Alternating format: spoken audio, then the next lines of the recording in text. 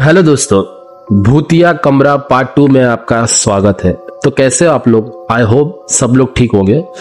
अब लास्ट जो पार्ट 1 में हम लोगों ने कहानी की एंडिंग की थी, उसमें होता क्या है कि अक्षय सुबह में जब मॉर्निंग में उस होटल से चेकआउट करता है, उस रिसेप्शन से लड़ाई करके जो लड़का रहता है, उसके बाद में जब वो पान पट्टी वाले भैया के पास जाता है, जब वो बात करता है, सारी चीजें उसके सामने खुलती है, तो पान पट्टी वाले भैया ने कुछ ऐसा खुलासा किया उस समय में, तब अक्षय के सच में होश उड़ गया।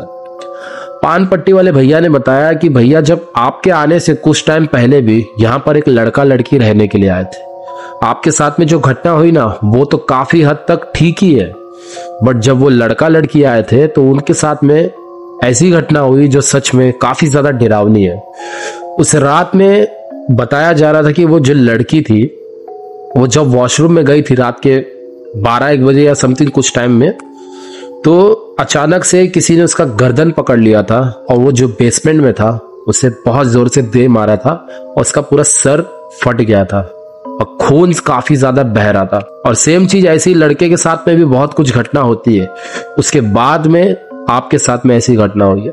मैं नहीं जानता कि आपको ये कमरा कैसे मिला, बट ये कमरा काफी समय से बंद था और इस कमरे के बारे में सब जगह चर्चा बहुत होती है। तो अक्षय काफी ज्यादा डर जाता है उसके बाद में। अब वो सोचने लगता है कि मैं अपने दोस्त के घर जाऊं या नहीं जाऊं, यहां से मुंबई लौट जाऊं। बट अक्षय जो था अपने हालात से मजबूर था, उसे कुछ पैसे की जरूरत थी और वो पैसे कमाने के लिए इतनी दूर आया था अपने घर से। अब उसी समय पे सूरज का कॉल आ जाता है, जो उसने बुलाया था। तो सूरज ने कॉल किया, बोला आप स्टेशन पे आ जाओ, मैं आपको पिकअप कर लेता हूँ, बाइक से हम लोग चलते हैं। इस जो सारी घटना थी ना, अक्षय ने सूरज को कुछ बताया नहीं, बस वो चुपचाप चले जाता उसके साथ में। तो स्टेशन से काफी ज्यादा दूर थी, जैसा कि मैंने आपको बताया था, 70-80 किलोमीटर अंदर था उसका घर। तो बाइक से ले जाता है सूरज उसे, अक्षय को, फिर वो अपने घर ले जाता है। घर देखता है कि नॉर्मल सा घर है, बट 2-3 कमरा है, बट फैमिली में काफी लोग हैं। जो सूरज था, उसकी बहन थी, उसके 2 बच्चे लोग थे, उसका हस्बैंड था, सूरज का 2 भाई थे, उसकी मम्मी थी, बट सूरज के पापा कहीं पर दिख नहीं रहे थे। तो अक्षय ने सोचा कि शायद शादी का माहौल है या घर में कुछ काम होगा, तो इस वजह से शायद कहीं बाहर वगैरह गए होंगे। तो सूरज से ये बारे में पहले भी बात नहीं हुई थी अक्षय की, कि मतलब उसके पापा कहाँ हैं, कहाँ रहते, क्या काम करते। बस वो सोचता है कि शायद इसके पापा इस समय के लिए नहीं है, शायद आ जाएंगे। तो जो अक्षय को जो कमरा दिया गया रहता है रात के समय में सोने के लिए, उस रात को उसके साथ में कुछ ऐसी घटना होती है जो ये सेकेंड हॉरर एक्सीडेंट था उसके साथ में। अब मानो जैसे कि वो निकला ही था उसके साथ में ये लाइन से घटना होने के लिए, और ये जो घटना थी ये तो उससे भी ज्यादा डरावनी थी जो पहले चीज हुई थी उस होटल में। अब होता क्या है कि अक्षय को उस कमरे में रुका दिया जाता है, और वो जो कमरा था वो और किसी का नहीं, सूरज के पापा का था। अब उस कमरे में उसको सुला दिया जाता है, और उस समय ठंड भी बहुत थी, तो वो चद्दर वगैरह लेकर सो जाता है। तो रात के समय में 2:30 या 3 बजे अक्षय की आंख खुलती है।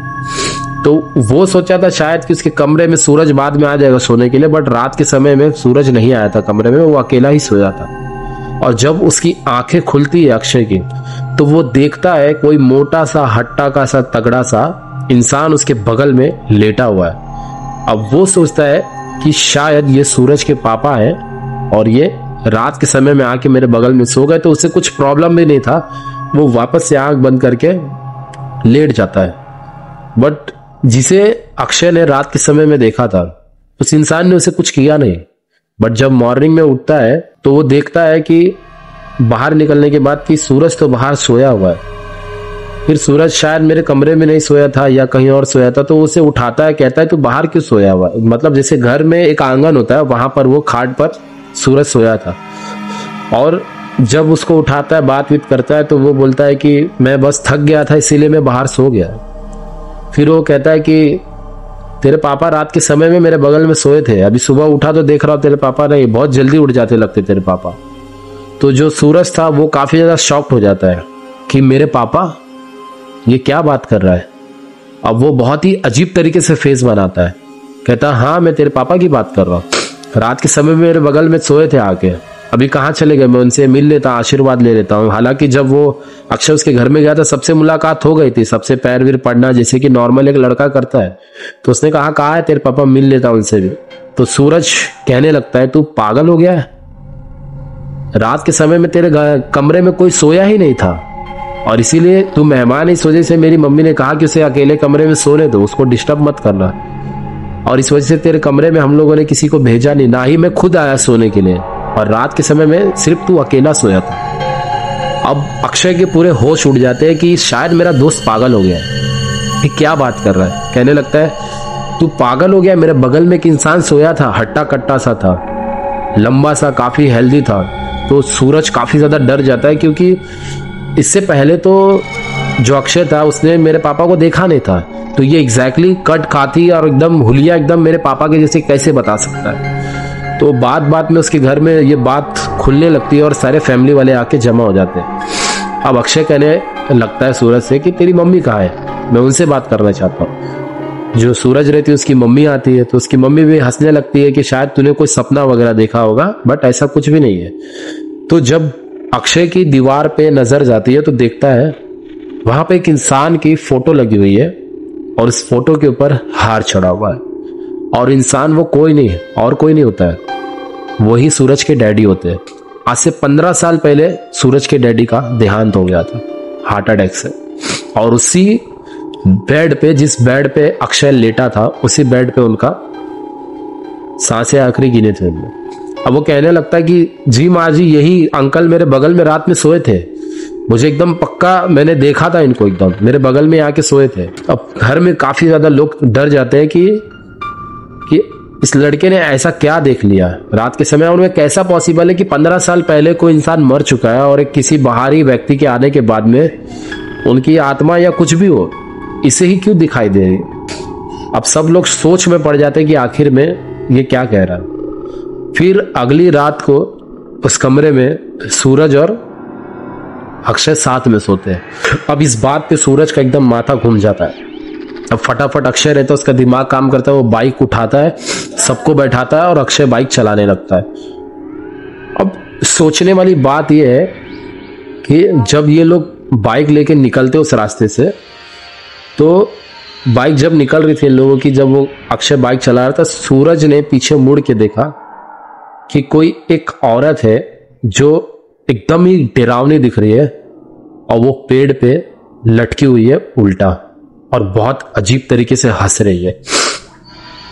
अब सूरज मानो बैठा था, वो तो ऐसा लग रहा था बाइक के ऊपर ही बेहोश हो गया है। अब बहुत रफ्तार में अक्षय ने गाड़ी भगा ली और सीधा जाके सूरज के घर पे रुका, तो उसकी मम्मी दरवाजे पे ही इंतजार कर रही थी कि ये लोग कब आएंगे। और जैसे ही उसकी माँ ने सूरज की देखा कि जिस रास्ते से मैंने मना किया था इन लोगों को आने के लिए, ये लोग उसी रास्ते से आ रहे हैं, और उसकी माँ समझ गई थी कि इन लोगों के साथ में कुछ घटना हुई है। अब ये लोग आते अपनी माँ के पास में बैठते हैं, देखते हैं कि सूरज का हालत बहुत खराब है। अब अक्षय कहने लगता है कि आंटी हम लोग नहीं जाना चाहते थे, बट सूरज ने गलती से उस रास्ते पे मोड़ लिया और इसका ध्यान ही नहीं था, और हम लोग के साथ में कुछ एक्सीडेंट हो गया और बहुत ही अजीब तरीके से। तो उसकी माँ खाट बीट लगाती है, बैठाती है।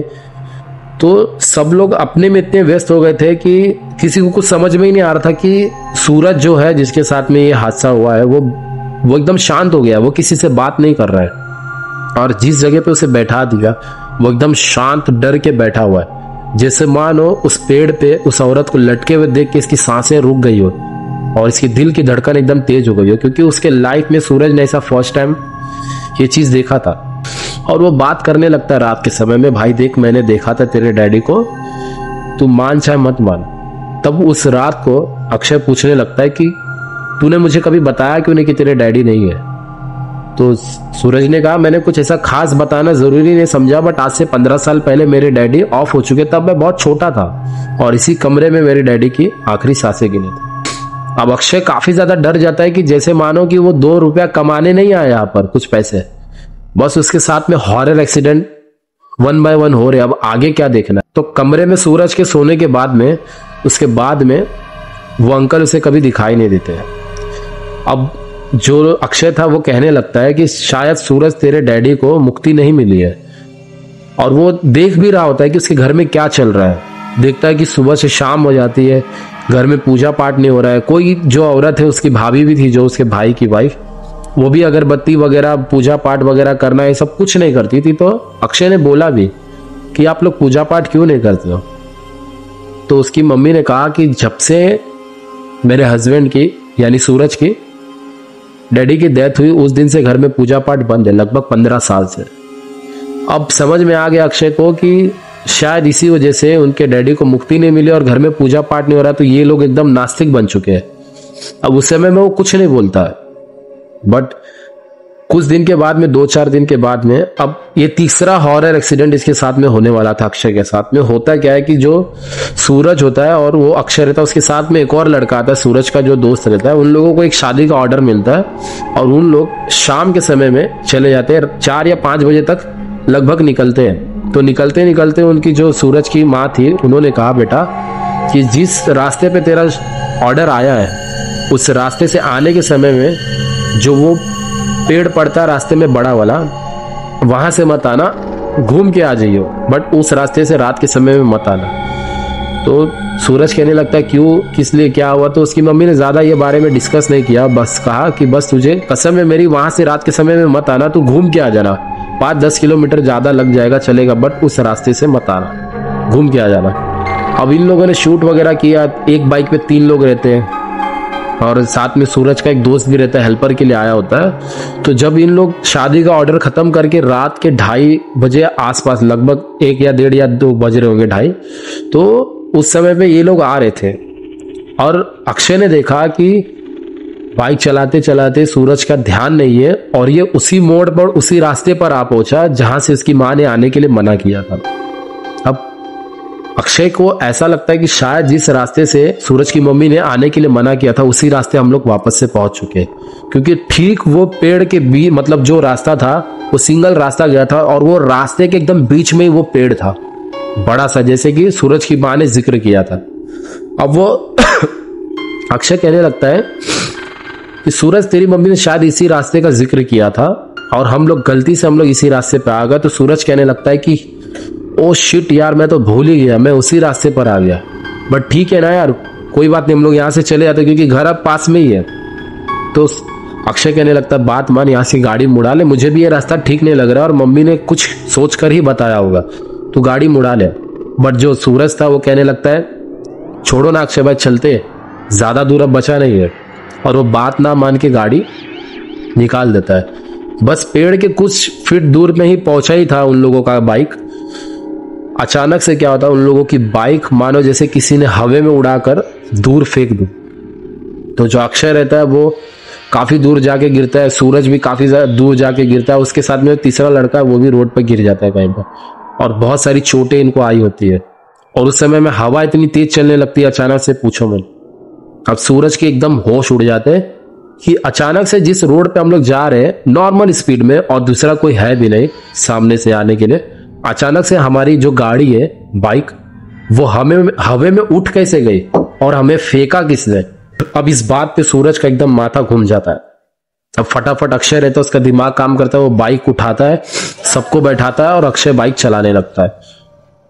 अब सोचने वाली बात यह है कि जब ये लोग बाइक लेके निकलते उस रास्ते से, तो बाइक जब निकल रही थी लोगों की, जब वो अक्षय बाइक चला रहा था, सूरज ने पीछे मुड़ के देखा कि कोई एक औरत है जो एकदम ही डरावनी दिख रही है और वो पेड़ पे लटकी हुई है उल्टा और बहुत अजीब तरीके से हंस रही है। अब सूरज मानो बैठा था, वो तो ऐसा लग रहा था बाइक के ऊपर ही बेहोश हो गया है। अब बहुत रफ्तार में अक्षय ने गाड़ी भगा ली और सीधा जाके सूरज के घर पे रुका। तो उसकी मम्मी दरवाजे पे ही इंतजार कर रही थी कि ये लोग कब आएंगे। और जैसे ही उसकी माँ ने सूरज की देखा कि जिस रास्ते से मैंने मना किया था इन लोगों को आने के लिए, ये लोग उसी रास्ते से आ रहे हैं, और उसकी माँ समझ गई थी कि इन लोगों के साथ में कुछ घटना हुई है। ये लोग आते अपनी माँ के पास में बैठते हैं, देखते हैं कि सूरज का हालत बहुत खराब है। अब अक्षय कहने लगता है कि आंटी हम लोग नहीं जाना चाहते थे, बट सूरज ने गलती से उस रास्ते पे मोड़ लिया और इसका ध्यान ही नहीं था और हम लोग के साथ में कुछ एक्सीडेंट हो गया और बहुत ही अजीब तरीके से। तो उसकी माँ खाट बीट लगाती है, बैठाती है। तो सब लोग अपने में इतने व्यस्त हो गए थे कि किसी को कुछ समझ में ही नहीं आ रहा था कि सूरज जो है जिसके साथ में ये हादसा हुआ है वो एकदम शांत हो गया, वो किसी से बात नहीं कर रहा है। और जिस जगह पे उसे बैठा दिया वो एकदम शांत डर के बैठा हुआ है, जैसे मानो उस पेड़ पे उस औरत को लटके हुए देख के इसकी सांसें रुक गई हो। और इसके दिल की धड़कन एकदम तेज हो गई है, क्योंकि उसके लाइफ में सूरज ने ऐसा फर्स्ट टाइम ये चीज देखा था। अब होता क्या है कि जो सूरज की माँ रहती है वो चिल्लाने लगती है, कहने लगती है कि मैंने तुझे मना किया था वहां से आने के लिए, फिर भी तू क्यों आया वहां से, और उसे ऐसा थपथपाने लगती है। बट सूरज का रिएक्शन कुछ होता नहीं है, वो काफी ज्यादा घूर घूर के बस जमीन की तरफ देख रहा था, जिससे मानो उसको किसी चीज का सदमा लग गया हो। अब जो अक्षय होता है वो कहने लगता है कि आंटी शायद सूरज को बहुत ज्यादा चोट लग गई और वो डर भी गया है। अब क्या करती है उसकी मम्मी कि उसके बदन से सारा जो कपड़ा गंदा हो गया था वो कपड़े उतारने लगती है। अब जब सूरज का कपड़ा उतारती है तो उसकी माँ एकदम शॉक्ड हो जाती है, देखती है कि सूरज की पीठ पे ऐसा मानो किसी ने पंजे से वार किया, और किसी के बड़े बड़े नाखून होते हैं ना जब कोई किसी को रगड़ देता है ऐसे, वैसे उसके पीठ पे काफी गहरा निशान था और पैर में भी काफी ज्यादा चोट वगैरह आई थी। अब इन लोगों की मानो एकदम हवा टाइट हो जाती है, क्योंकि वो जो तीसरा लड़का रहता है जो आया रहता है साथ में, उसे नॉर्मल सी चोट आई रहती है, बट सबसे ज्यादा चोट सूरज को आई रहती है, क्योंकि उसका घुटना वगैरह पैर वगैरह सब फूट फाट चुका था और पीठ पे जो घाव था मानो जैसे किसी ने इसका शिकार किया हो, एकदम बहुत ही गहरा निशान था। उसकी मम्मी अंदर से हल्दी वगैरह लाती है वगैरह। उसकी मम्मी को सारी कहानी समझ गई थी, क्योंकि ये उसकी आंटी के बेटे के साथ में ये पहला एक्सीडेंट नहीं था, ऐसा एक्सीडेंट और भी लोगों के साथ में हुआ था, और इस वजह से उसकी मम्मी ने शायद मना किया था उन लोगों को वहां से आने के लिए। बट अब भूले भटके गलती हो गई, बट अब जो होने वाला था वो काफी ज्यादा डरावना था।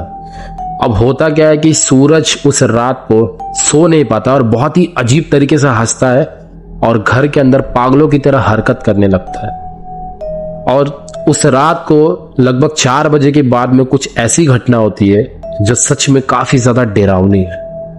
और अगर आपको इसके आगे की कहानी जाननी है तो पार्ट 3 का जरूर वेट करना, क्योंकि इसके बाद में जो कहानी है वो सच में काफी ज्यादा डरावनी है। तो अगर आपको सच में देखना है तो चैनल को सब्सक्राइब कर लेना और तीसरे पार्ट का वेट जरूर करना। मिलते अगले वीडियो में, तब तक अपना ख्याल रखिए।